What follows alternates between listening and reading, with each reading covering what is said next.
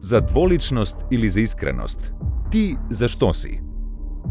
Русија во Скопје го честита раѓањето на Гоце Делчев, а во Бугарија роденденот на Николај Игнатиев, потписникот на Сан-Стефанскиот договор за поделба на Македонија. Руската амбасада во Скопје на 24 мај 2021 година објави твит со честитка до македонскиот народ за светите браќа Кирил и Методи. Во честитката стоеше и цитат од Путин, кој рекол дека писменоста дошла од македонската земја.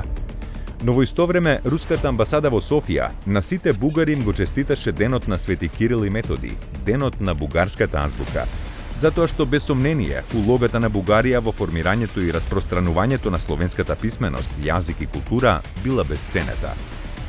Русија дволично го храни и македонскиот и бугарскиот национализам. Национализмот води до конфликт. За дволичност или за искреност? Ти, зашто си?